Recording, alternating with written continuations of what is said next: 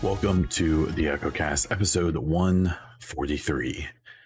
I am Morgan, and this is a podcast about gaming of all genres, platforms, and generations from the perspective of a dad nerd with the occasional friend stopping by. Please take a moment to subscribe to and rate the podcast on whatever platform you listen to it on, iTunes especially, and YouTube. Leave a comment below. You can even just say, for the algorithm, or whatever. Ask a question. That's what I really want. This episode, we will talk about some more E3 thoughts, cross-gen games, Ubisoft and politics, games as a service, and more. I want to thank this month's Patreon supporters, Hassan, Christian, Darren, Tim, PK, Man-Made Golf, and Lunchbox. If you would like to support this podcast, my video content on YouTube, my eventual streams, and so on and so forth, please check out patreon.com/BonDiesel. Jumping right on into it.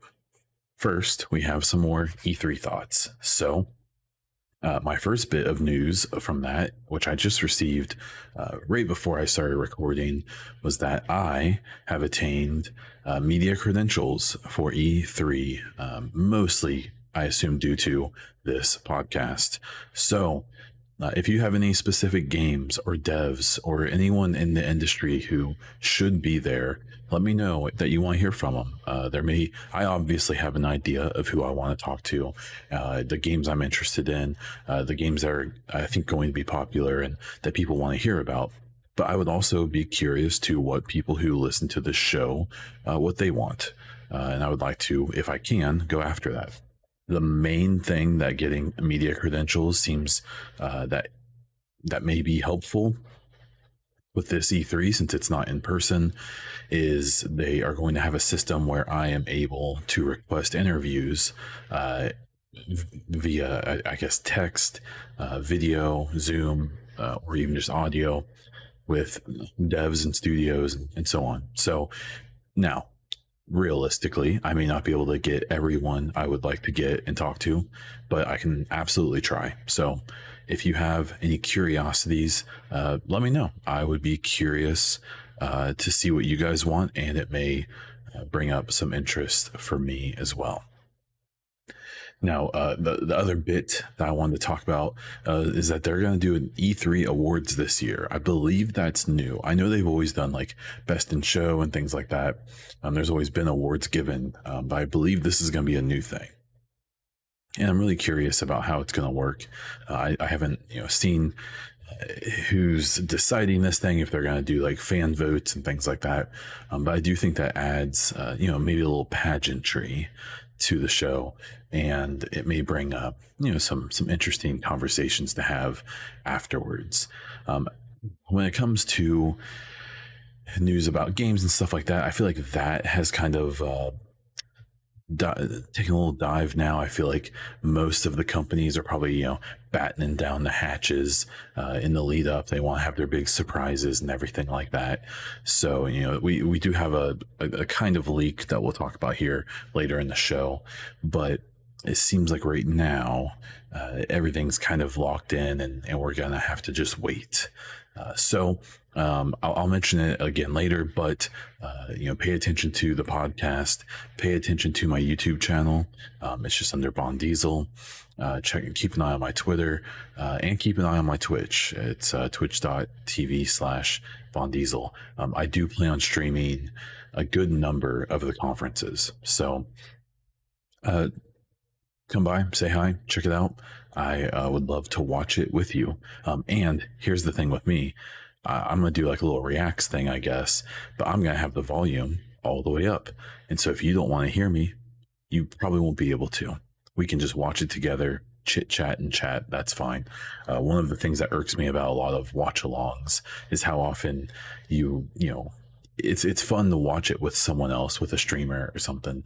But when you literally like can't hear it or pay attention, it's a bit much. Not looking at you kind of funny. Y'all are dope, but sometimes it's a lot. Moving on to a conversation that I figured was worth having, especially with my history and content creation and stuff, is just to have a quick conversation about games as a service. So it's a weird topic for me. So I ran a poll on my Twitter. It didn't have that many responses, so I think it was under 100 the last time I looked. But the basic question was, do you think games as a service has been good for the gaming industry? I think it's really important when you do polls and stuff like that, especially on Twitter, to be very careful about the wording of the question and the potential answers. All too often, I'll see someone run a poll where I'll just make something up. Do you think that Warlords of New York for The Division was a good DLC? And that's not a terrible question, but the answers available will be like, yeah, I loved it, or no, it was really stupid and I hated it, or or like, oh, it was okay, but maybe they should do something else next time. It's always these answers that like you have to make the answers really simple, right? And so the poll I did was a simple yes or no. Do you think games as a service has been good for the gaming industry? And I just did yes and no. And someone did comment like, yeah, it's hard to answer because it's not that simple. But for my purposes, I was trying to get a fairly clear, trying to keep it not complicated. And the preliminary results honestly really surprised me. So the last time I looked, it was like a 70-30 split of people saying, yes, it has been good. The games as a service has been a good thing for the industry. Now, for full disclosure, one, the sample size was pretty small. Two, you also have to consider that since I have always been kind of a Division creator or a Division community member, most of the people who follow me are Division or looter or games as a service leaning. So, I have probably a pretty biased following base that would respond to this. But what's funny about that is that this surprised me because I think games as a service has been one of the worst things that's ever happened to games, at least in recent history. Arguably worse than microtransactions, but that's hard to say because the reason I think games as a service is bad is partially hand in hand with microtransactions and how prevalent they've become. So talking about, what kind of games am I talking about? If this conversation is kind of lost on you, or we may have different outlooks on what a games as a service is, because it seems like it's a little bit subjective. So I think, the king of games as a service is Destiny, especially Destiny 2. And Destiny and Destiny 2 have both followed the, looter / games as a service script in a lot of ways. Really cool concepts, super dope art, really awesome trailers, tons of hype. Game comes out, fix it up a little, make some promises. Oh, it's getting better. Oh, then here's a content lull. Everyone's mad. Oh, here's new content. Oh, wow, this content's really good. Another content lull. Oh my God, here's the best content ever. And then so on and so forth. Sprinkled in there are lots of microtransactions and FOMO inducing time limited or season limited gear and so on and so forth. And it's a similar story to The Division as well. That's obviously where I come from. I've never been a huge fan of Destiny. I love the gunplay in that game, and that's about it. I do not enjoy the story or the aesthetic or really anything else in Destiny, but I found my home in The Division. And while I would argue pretty heavily that in most ways the two games are almost not comparable, they do share that looter shooter / games as a service script that I talked about before, albeit in a lesser way. The Division is not a game that's funded the same as Destiny, and I think that's pretty obvious.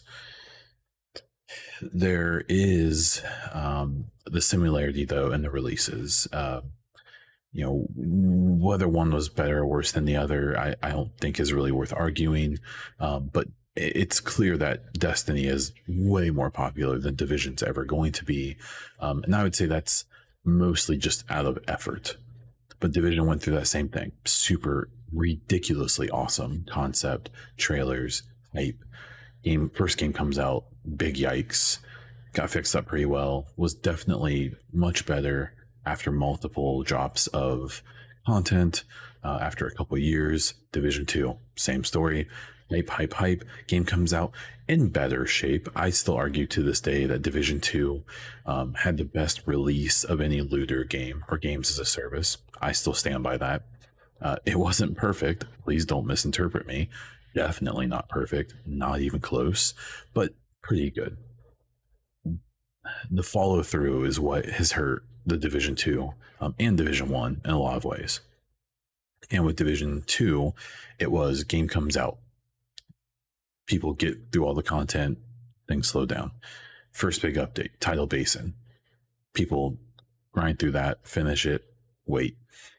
And what happened with Division 2 was that there were 3 episodes that were talked about before the game came out, but they were never really detailed. And where in a game like Destiny, Destiny 2, you had the Forsaken DLC come out about a year after the game did. You kind of got that with the Division 2 and Warlords of New York, but not quite. And what you especially didn't get was the follow through after.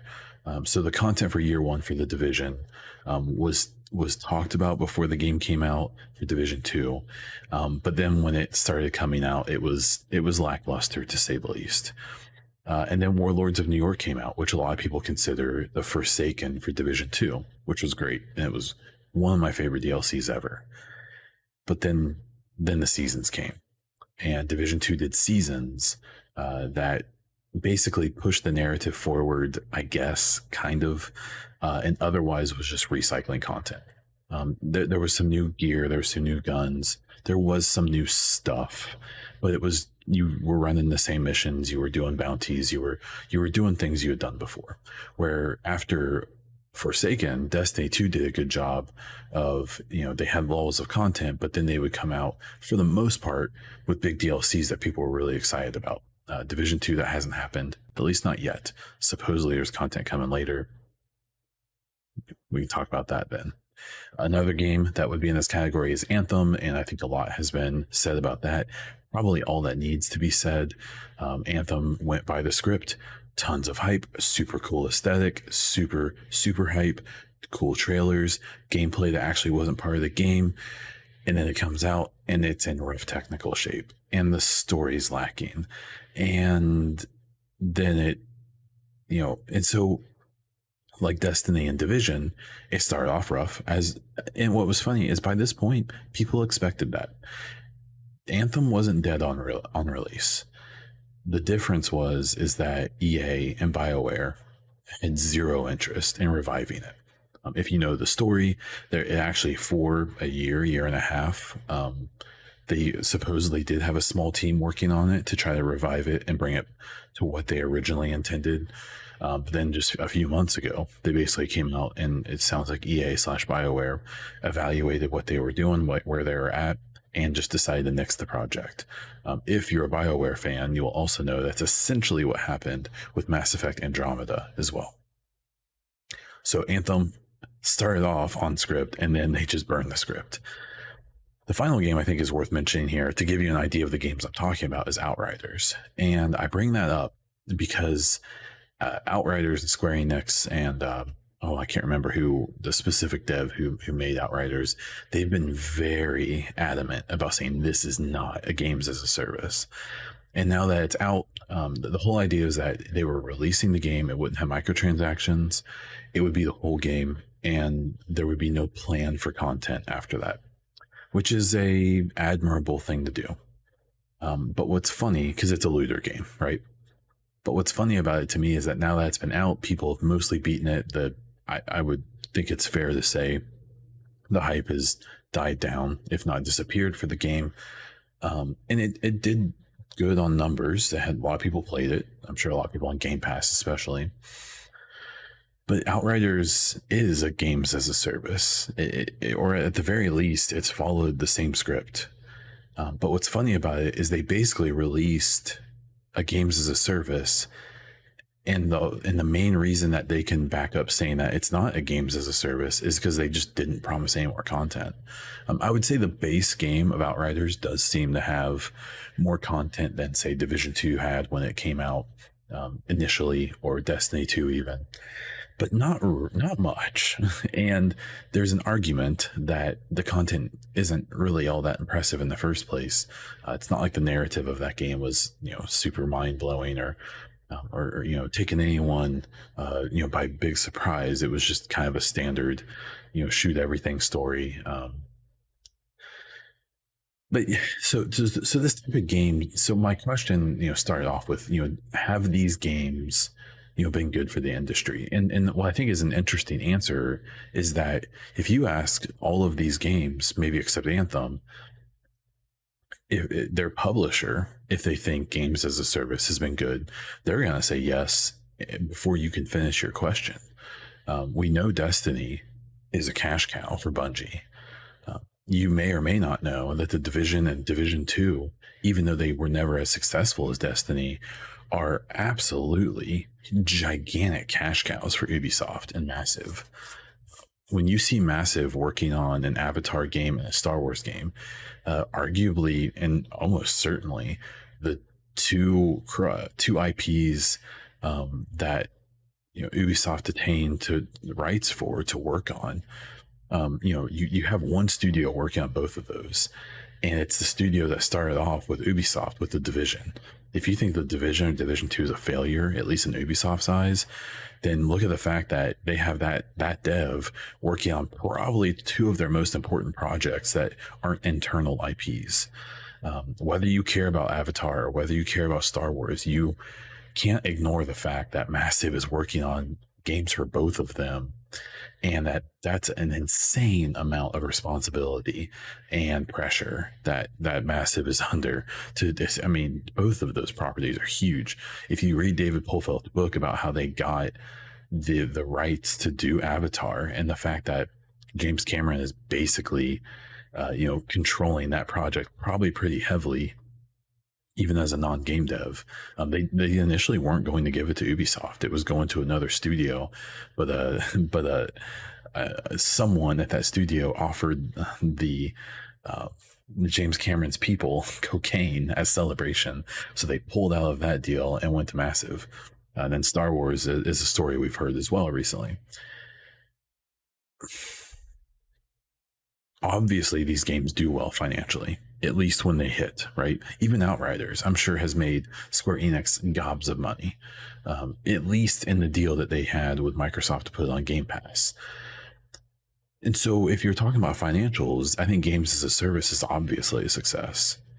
And according to my very unscientific poll, the fans of those games think it's a success as well. But what I wonder about the future of this, because you've got games that would be considered, in my opinion, games as a service. Say like Assassin's Creed Valhalla is a game that I will point out as a preeminent example of why I think games as a service, and Division is also in this boat, why it's bad, why games as a service is bad for games, and why I don't think it's sustainable long term. Assassin's Creed Valhalla it was a well-reviewed game, and a lot of people like it. It takes 60, 70 plus hours to beat the main story of that game. And it's not because there's 300 unique and interesting missions to do. It's because there's probably like 25, maybe, and then a bunch of filler. And then they have their seasons, and they have their DLC releases, and they have their pass where you can buy all the DLC that you pay for it before it even gets there. So after you pre-ordered your game, you're then pre-ordering content that you don't even know what it is. My issue, and I'll use the Division as my main example here, from a pure like game quality perspective, story, QA, gameplay, the question I ask myself, and that you should maybe ask yourself, if the Division was intended, if it would have been allowed development for another year or two, maybe more, to release a complete game that didn't focus on releasing content over an extended schedule, but focused on releasing a large chunk of content on release, and then maybe every 9 to 12 months, maybe 6 to 9 months, releasing a DLC that is whole new content and is optional. Obviously, I'm very biased right now in my brain, but talking about a game like Mass Effect, kind of what they did, where not like Outriders, where they just kind of released a game, called it not a games as a service, and then they're going to wait to see if they should do more content or not, which I'm sure they will. I just don't know if you can tell me that The Division would be a worse game if it wasn't a game as a service. And I would argue, especially backed up by a lot of conversations I've had, that the pressure of games as a service, I mean, I've been told by multiple people who I trust about many of the original plans for The Division, and especially Division 2. And, that those first 3 episodes, and for content that was supposed to, that they wanted to put into the game, but weren't able to because of the games as a service model and the way that things are expected to happen when you go into that world. I will very strongly suggest that The Division 2, if it would have been allowed to be everything it was supposed to be, and maybe wasn't so worried about being a games as a service, would have been on people's game of the year list, and would be considered, if they got all of that content in there that I've heard about, that it would be, one of the biggest games ever. And that is the case with Destiny, right? So maybe this argument doesn't work for Destiny 2, but it probably would.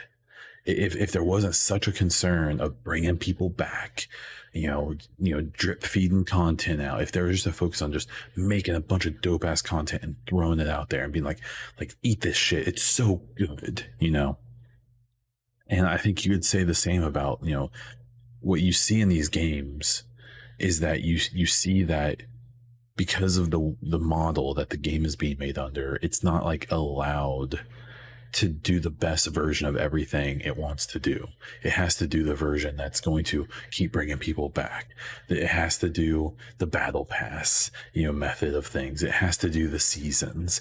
It has to do all those things instead of just putting out some cool shit that matters in the world of the game. This is something I believe is, as a big Division fan, is absolutely the case. And it's one of the main reasons that I hope so badly. And games as a service is such a broad label. I understand that. But I really hope that in the long run, we start to see it fall away. Do I actually expect that to happen? No. I think companies are going to double down. I think that we're going to see a whole lot more games as a service before we stop seeing any of it. And I think that is probably going to span this entire generation.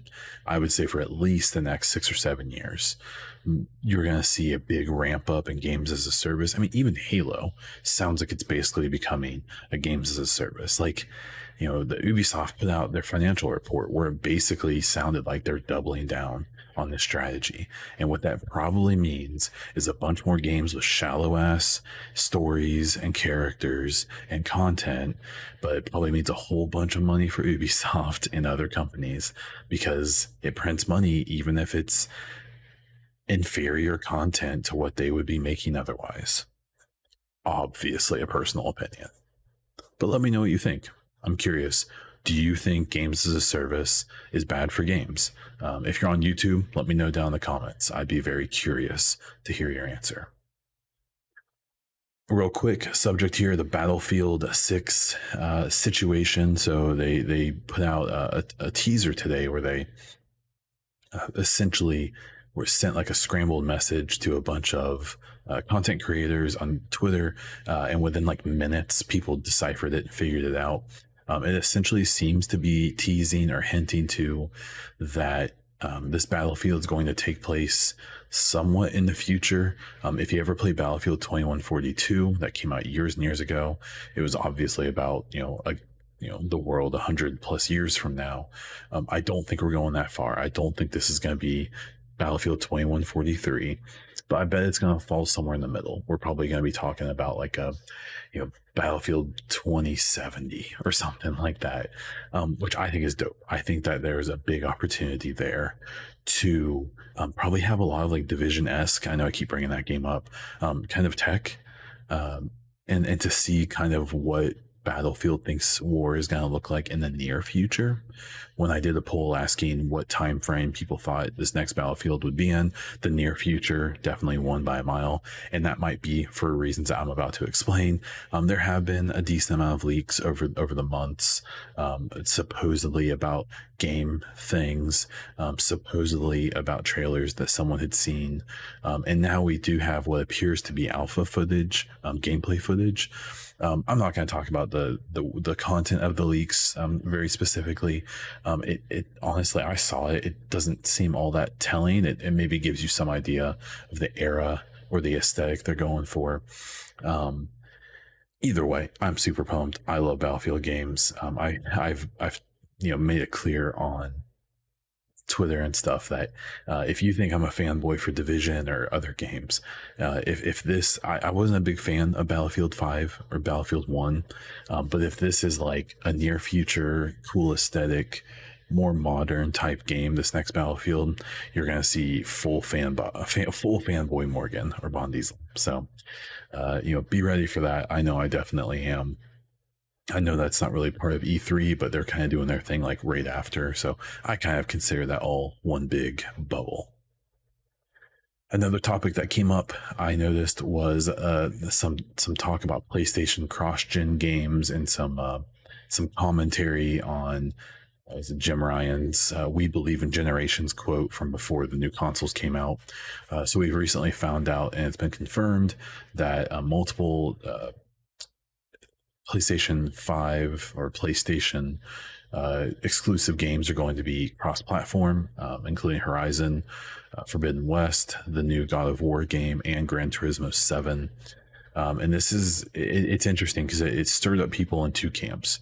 It stirred up, I assume, mostly PS5 owners who were saying like, hey, like I'm one of the few people who have gotten one of these next gen systems, and you're throwing me a bunch more games that are going to be cross-platform, therefore held back by the previous generation. And then you've got people in another camp saying, hey, you guys were bragging all about, we believe in generations, and kind of calling out lies and dishonesty and stuff like that.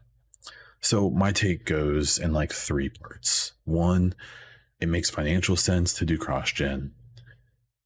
Two, it maybe wasn't a lie to say that they believe in cross-gen, but maybe a lack of transparency or reality. And three, this is running some like console boy fanboy crap, right? So my first one, the financial sense. So I know that like the Ratchet and Clank game, and some other ones are going straight to next gen, specifically the PlayStation. But you have to realize that from Sony's point of view, who isn't trying to win the hearts and minds game right now, like let's be very honest about that. If anyone thinks that Sony is trying to win over hearts right now, that's not smart. they know they're number one. They're selling PS5s whenever they're available like hotcakes. They're still the big dog, and they know that. And the simple fact is that for games like Horizon and God of War and Gran Turismo, you're gonna buy it whether it's next gen only or not, because there's people who care about all three of those IPs a lot. So they know you're gonna buy it. You may moan and groan about it, that I wish I got the full advantage of my new system. Because it is going to be held back. I keep seeing people be like, well, PC games have been like this forever. And I've even made that argument, and I stand by it. There's still people who use 900 series graphics cards. I've even seen people talk about still using 600 series NVIDIA graphics cards with modern games. And so when they make modern video games, they do make them take into account that there's people with really old hardware. And so that technically is the same argument as saying, it's talking about cross-platform games that are coming out, that, a game can still work on a PS4 or an Xbox One, but still look really good and advance a lot with the PS5 and Series X. On the other hand, it is a simple fact that, like, the new Ratchet and Clank game seems like, with the way that with the requirements it has, when it comes to uh, load speeds, with the way they're doing their Rift system, I think that's going to be way more scripted than people think. So I think it may not be that big of a deal, but that very well may be a feature that they just can't replicate on PS4. Totally fair. People need to realize, though, is that from Sony's point of view, they don't need all of the Sony exclusive games, or even any games, to be next gen only for 3 or 4 years. And I think it's very possible that we see cross gen games continue to come out, like big name games, for at least 2 or 3 years. That wouldn't surprise me at all. This generation is going to last at least 6, 7, 8 years, right? These companies aren't just going to ditch player bases of 100 plus million, in Sony's case, 100 plus million PS4s out there. Why in the world would they ignore that money, that revenue potential? It would be insane for them. And again, they're not in the hearts and minds thing. So back when Jim Ryan said, "We believe in generations," that was clearly them trying to give people who are fans of their brand and their own people ammunition to dunk on Xbox, who was basically saying, like, hey, we aren't going to have any big new games when our new system comes out, especially after Halo got delayed, but we are going to give you the ability to upscale and even if you have an Xbox One, when new games do come, you'll still be able to play them for a while. They were playing the hearts and minds game, right? And Sony doesn't need to do that anymore, even though we now know they're essentially going to do the same thing that Xbox is doing by having most of their games come out on both platforms, probably for a couple of years. Even huge titles like Halo, God of War, all of that, even if that means that those games are technically going to be held back in some ways by still working on those old systems. For me, it just kind of comes down, it's a transparency thing. I even though I'm not a big PlayStation fan, I'm not gonna walk out and be like, "Oh yeah, man, Jim Ryan's a big liar." I don't think he's a liar. I think Sony just knows how to message way better than Xbox does, and it's a lot easier to message when you're the big gorilla, when you're the top dog. It's a lot easier. You can almost say whatever you want because you have fans almost 2 to 1 to the other people. We won't talk about Nintendo fans. They're their own deal, right? So I think the whole thing is very interesting. I don't know why people seem so surprised that Sony and Xbox are gonna both keep doing these cross-gen games. Obviously, in the next 2 or 3 years, you'll start to see a lot more games go full next gen, and that's gonna have a lot more to do with when there's a lot more people on the new platforms. One of the funniest things I saw, someone snap back at me about something and said that, well, I bet God of War is getting delayed because they have to make it work on PS4 now. I promise you, as soon as the last God of War came out and they started planning and working on this new one, they're like, hey, we just got the specs for the PS5, so we're going to make it look gorgeous on that. Oh, and by the way, we're going to base this game on the PS4 and then we'll upscale it for the new system. There's not a chance that God of War was ever considered or thought to be a next gen only game, because they probably aren't going to do anything with it that's next gen only required. They can make a great God of War game that still works on the PS4, but is going to look dope on the PS5. Same thing with some of the games on Xbox as well. So this whole like Jim Ryan lied thing, even as a fanboy of Xbox in a lot of ways, I'm not even going to jump on that. And no, I promise they didn't delay God of War. They delayed it because of COVID. Because if God of War is coming out, say, in the middle of next year, or it was supposed to come out this year, then the main portion of their development would have been ramping up when COVID started. And so we all know what happened there, and that is going to delay things. And if you think that's the last game that's going to get delayed this year, you are wrong. Any game that you think is coming out in 2021, there's a really good chance it's not. So just keep that in mind as well. Maybe I think Halo's definitely coming out this year, and that's the only game I'm sure about. And on to our next little situation here on Far Cry 6 and politics. So this keeps coming up with games in general. The Last of Us obviously had a bunch of its issues and controversies. Ubisoft games just have an especially tormented relationship with this politics argument, because they keep putting out these games that are like very obviously making political commentary, or at least involving themselves, and then they're so adamant about being like, no man, we're just making games, we're just making experiences and stories, even though there's a game like in the Division 2 where you literally are taking over Washington DC, and especially after the events earlier this year in the United States, there's even a mission where you invade the Capitol, or you're taking it back from militia members. So, this caused a stir. Now, I will say the game director of Far Cry 6 came out and basically did say, like, yeah, I mean, it is political. We're not, the implication is that Far Cry 6 is essentially commentary on Cuba. And it seems like from his statement that they're acknowledging that that's obvious, but that it's not specifically about it. And so I still think that's kind of a weak ass answer.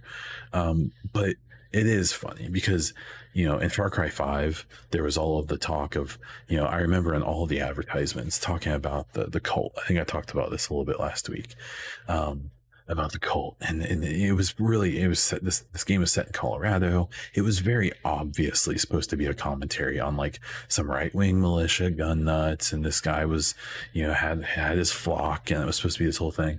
And then the game comes out and it's like the most, like, I don't want to say they weren't liberal, but it was like the most like diverse, as little like right-wingy, like culty thing as it could have been. But you've even had this like in Watch Dogs, and the most recent Watch Dogs is a very clear commentary on like the police state, on even I think what people are talking about with the potential of like Brexit and things like that, because the most recent Watch Dogs takes place in London. A private organization essentially taking over as the government and police force for a city, and you fighting against the man, right? And then Division 1 and 2, I mean, God, if you break down what the Division 1 and 2 is, you play as a sleeper cell agent that only answers to the president or the executive authority, and can kill other American citizens without due process because the president said you could.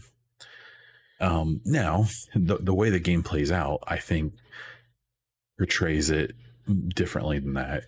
The first game, I felt like, didn't do a great job of portraying the like grayness of the Division and the SHD network and things like that, and of the agents and what they do.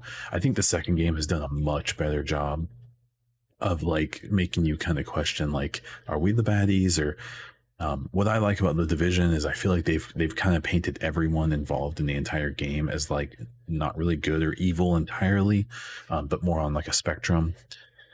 But you simply can't say that a game like the Division doesn't at least have some political commentary. And one of my favorite things about it is that, while they have denied that for the most part, there were articles that came out after Division 2 came out talking about how, the Division 2 was essentially like a Tucker Carlson or like right wing, like wet dream of a game, which is so funny to me because the people who make the game couldn't be more like left wing, like super duper liberal for the most part. Obviously, I know there's people from everywhere on the political spectrum who worked on Division 2, but I'd be willing to bet that if Ubisoft Massive was a state in the United States, it'd be pretty blue. And so, and I feel like it seems like there was a lot more room for expression in Division 2 of portraying the agents as not wholly good. The whole idea and the whole concept of the rogue system and the fact that there are rogue agents is kind of pointing out that whole, like, this is a big responsibility that Division agents have. And so, that going back to the Far Cry 6 stuff, I mean, my main issue is that I can't think of a single Ubisoft game that has come out in the last 10 years that had like a well put together enough or like impactful story where anyone should even care about if there's a political stance. I love The Division, but I'm not going to argue that its story is so well crafted that people should really pay attention to it for its political commentary. The story is presented awfully. It's disjointed, doesn't make sense. There's plot holes everywhere. It's kind of cheesy in some spots, completely unrealistic in others. And then we're talking about Far Cry. I mean, you're talking about a game that's literally a meme. And so maybe they are making some political commentary, or maybe they're going to. And if it was a gritty, rough, realistic, very serious game, then maybe there'd be something to dig into there. But you're going to have a dog in a wheelchair and an alligator with a t-shirt helping you out. Something tells me that the political commentary of this game isn't going to be anything to write home about, and it's probably going to be diluted, just like every other game that they put out, where they get their clicks, they get their articles, and they get their attention for me. Oh, maybe this is going to be very political, and then the game comes out and it can barely hold itself up because it's so goofy or disjointed or whatever. So I think that political commentary in games is great if it's done well. I just don't think Ubisoft does it well, and so I don't care about it, and I don't think anyone else should either. On the conversation of Division and Ubisoft, there was a really cool video that came out this week from Ubisoft Massive, talking about their new studio. It's called Eden. They just moved to it in the last year, and I have read a lot about this and even talked to some people who work there about it. And apparently the studio is like ridiculous. But if you read David Pulfeld's book, The Dream Architects, at the end of the book, they talk a lot about the studio and the reason they're doing it. And as a big fan of The Division, and I'm really highly anticipating what this Avatar and Star Wars games are going to be like. There's been a lot of talk about like, oh, Division 3, that's obviously like 6 years away because they have to work on Star Wars and Avatar. That's obviously their focus right now. And what I think people need to realize about this Eden studio and what Pulfeld talked about, David Pulfeld's the head of Massive, is that the intention for that studio is for them to go from a team of like 500 or 600 to over 1,000. So 1,000 devs or people that's 3 AAA teams. Now, from my perspective and from the things I've learned, is that the way it works is essentially, say you have 1,000 people in a studio and you have 3 AAA IPs. The way it works that I'm aware of is that one of those IPs is the focus. So say each team has around 150 people who are only on that game, Avatar, Division 3, theoretically, in Star Wars. So that takes up half of the studio, 500 people. Well, then you're still talking about, if you count support staff and stuff, probably another 250 devs who will float, who they'll move to the project that's priority or the project that needs those specific people. And so do I think Division 3 is in development today? Absolutely not.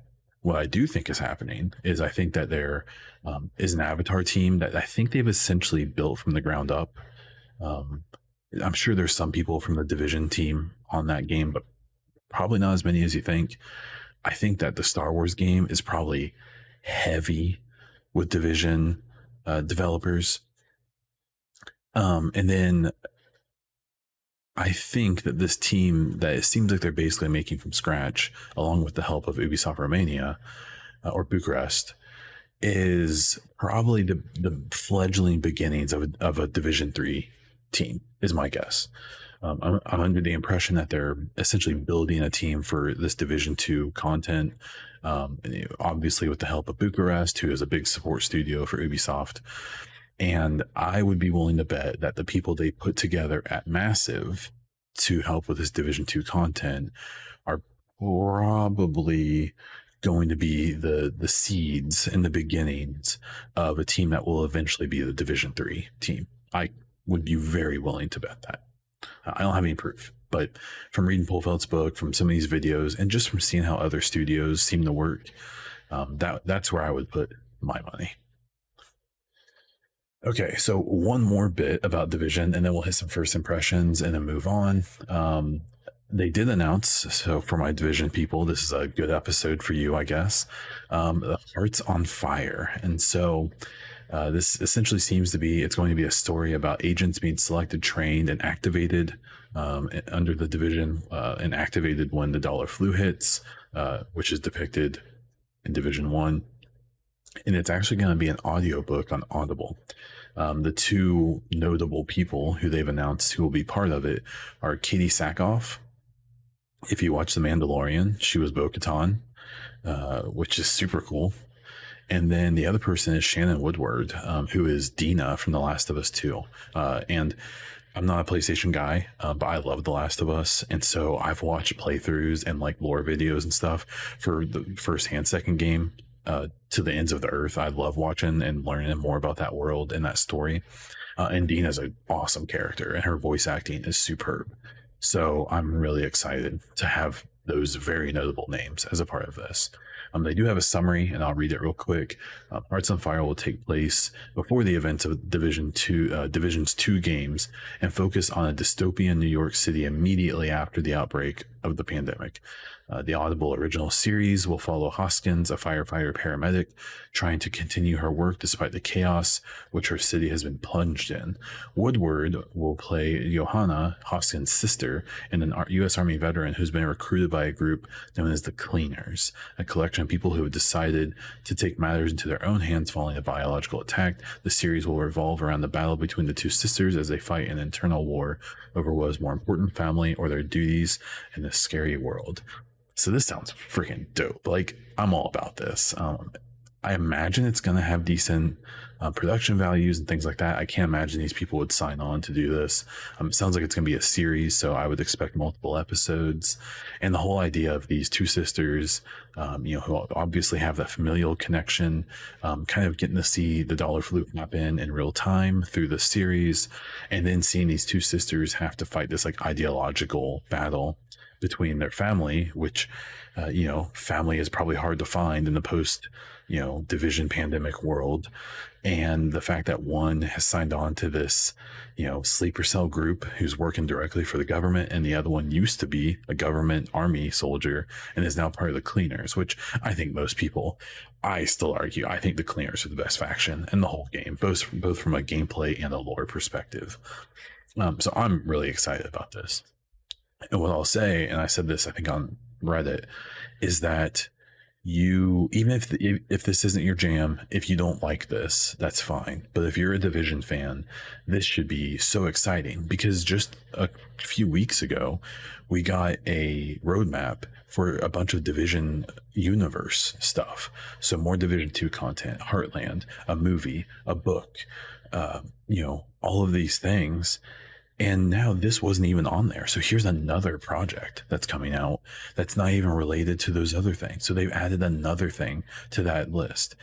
If anyone who said that the Division is dead and that there won't be a Division 3 and that, this IP, someone at Ubisoft, I assume very high up, must love the Division IP, because all of this investment into the IP, the Division's going to be around for a long time, whether you like it or not.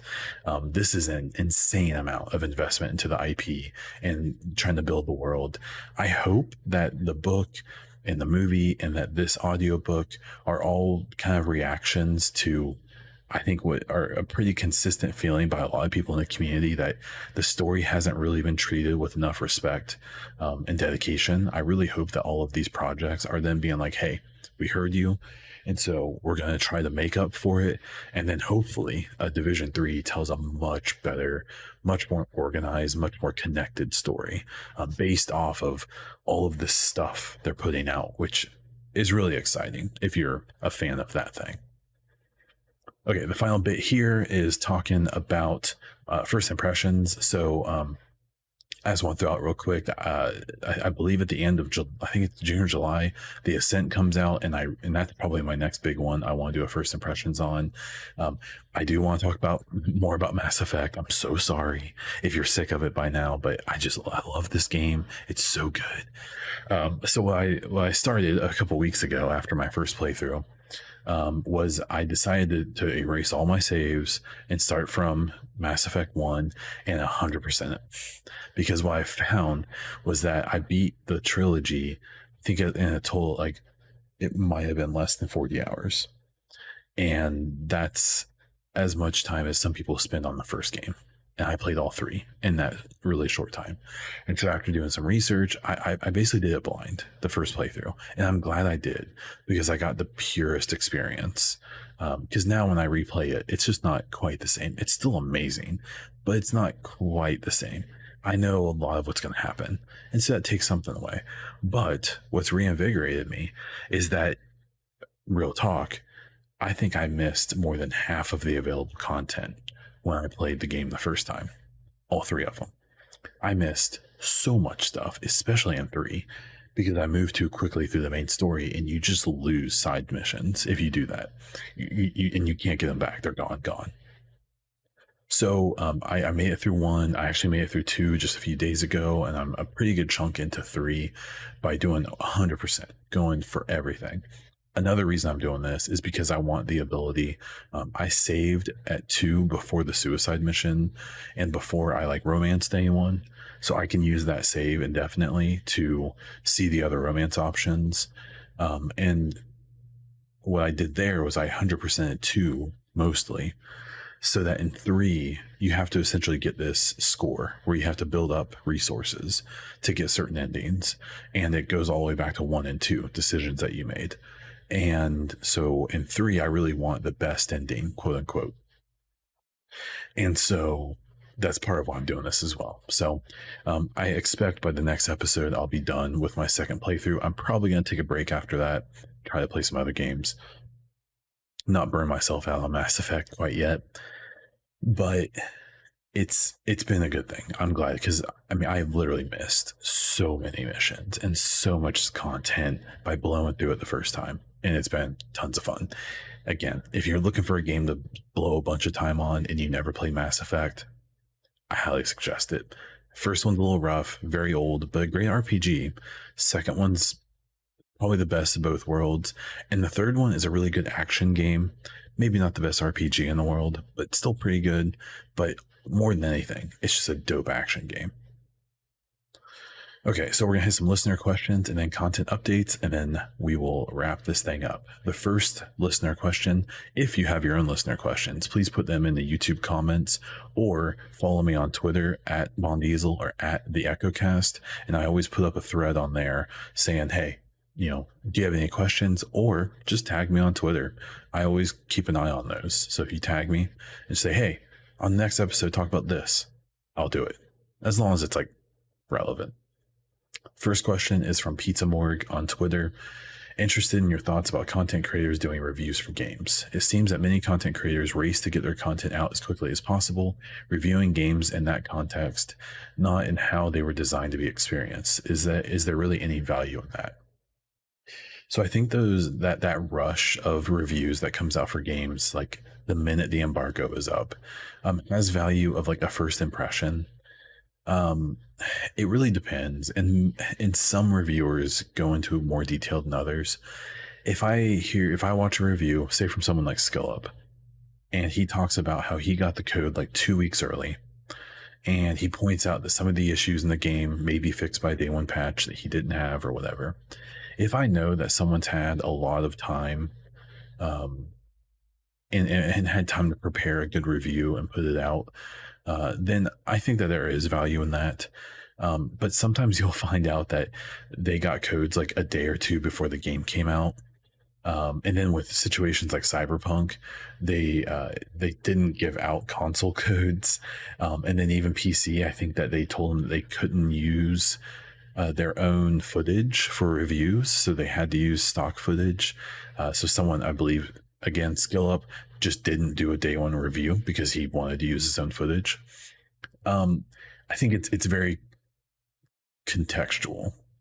I think there can be value in those day 1 reviews. I will say that I tend to appreciate the reviews that do come out a few days later or even a few weeks later, that take into account day 1 patches, hot fixes, maybe if there's any content that comes out quickly after the game releases. I would say that um, there's more value in that. But I think there can be value in those day ones. But I really can't help but notice that a lot of those day one reviews are just pumped out by people just trying to get those early clicks, and that's fine. Hate the game, not the player, right?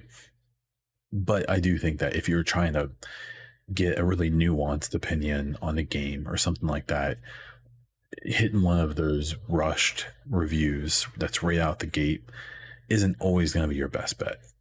But that's just my take. The second set of questions is from David Sprints on Twitter. He asked, what do you hope Division Heartland will turn out to be? So I'd be careful with how I answer that. What I hope Division Heartland turns out to be is a game that is really great for people new to the franchise or experienced in the franchise, to hold them over for more Division 2 content and for Division 3. That's what I hope. I'll leave it there. The second question is, what are 3 upcoming Xbox exclusives that you're the most excited about? Halo, for sure, big time. State of Decay 3, big time. Of course, I'm going to forget things now. Let's see, Halo, State of Decay 3. I'm always interested in what Forza is doing, even though I never stick with those games. Same with Fable. That it's a game I actually really never liked Fable in the past, but I think my newer gaming taste will be more into it. The Perfect Dark would be really cool, but those are all so far away. Oh, Everwild. I would say a Starfield. Man, I would say the 3 I'm the most excited about right now are Starfield, because I'm hoping it's like a Mass Effect-y game to replace some, and for me to wait for the next Mass Effect. So Halo, State of Decay 3, and Starfield. Those are my 3. I'll pick those. David Sprint asked, what are your thoughts on Game Pass? I think it's the best deal in gaming. I think that and this is gonna sound like blasphemy and like Xbox fanboy crap, I have no desire to play any of the exclusives that Sony has, but I love to watch videos or gameplay videos or playthroughs or anything like that. I think I love the stories and the worlds and those Sony exclusives, but I just don't feel like I need to play them. I think after I've watched all the videos and all the lore and all of that about The Last of Us, that I get it. I know the gameplay is good, especially with the second one. I'm good. I've seen what I need to see. But then when I don't feel that way about a lot of the games that I expect to play from Xbox, especially like a game like State of Decay. You could show me videos all day of State of Decay 2 and I would not care at all. But you put that game in my hands and it's so fun. And so I'm so hopeful for State of Decay 3. I can say the same thing about Halo in a lot of ways. I don't have any desire to like watch videos about the lore of Halo, but I want to put my hands on it and get out there with that battle rifle and be popping people in the head. And so because of that, with the way Game Pass is, oh man, with the 3 most anticipated, I didn't even think of Hellblade 2. Ugh. Man, I don't know. That's hard. I'm going to stick with State of Decay 3, Everwild, and Halo. But know that Hellblade 2 and that's hard. No, I mean, I think Game Pass is insane. And then the fact that there's games from EA on there, there's a bunch of third-party games. There's rumors that the Ubisoft Plus service may come to that for Game Pass Ultimate. The fact that I've been playing a bunch of games on my PC from it as well. And you've got games like Titanfall and stuff like that, and Titanfall 2. It's just insane. I think a Series X with a Game Pass is the best thing you can buy in games right now. I totally understand if someone would rather have a PlayStation 5 and have those exclusives. It makes total sense. There's a reason the PlayStation outsells Xbox like crazy. But man, I just think it's so hard to make an argument against Game Pass. It's awesome. What 3 unannounced games would you love to see announced at E3? I would love to see, well, technically Battlefield's unannounced, so I'll say that the new Battlefield. There are rumors about, well, there's always the rumors about Splinter Cell from Ubisoft. I've actually argued pretty heavily that no one, because of my conversation from before about games as a service, be careful what you wish for with Splinter Cell. I'm afraid if Splinter Cell comes out, it'll just be like Ghost Recon Breakpoint, and that's not good. If you like Breakpoint, then all the power to you. But I think that's one of the worst games I've ever played, to the core. And I would be very much afraid Splinter Cell would just be that game in reskinned, but it would still be pretty dope.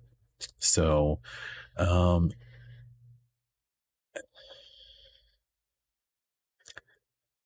and I'm going to say,